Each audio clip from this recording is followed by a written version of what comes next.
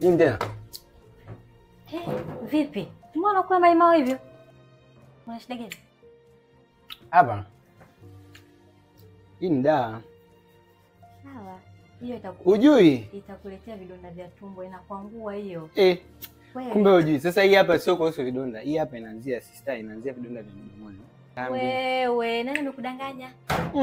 Siku hizi unajua mimi ni mtu wa mazoezi.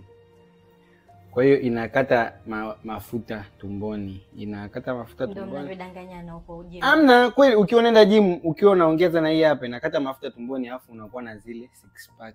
Sasa si unaelewa ndio vitu vyetu. Baada kwanza hapo nicheke. Unaenda kupungukiwa damu, uje kutusumbua. Malimao. Yanapunguza damu. Yanakausha. Sikuchangii damu.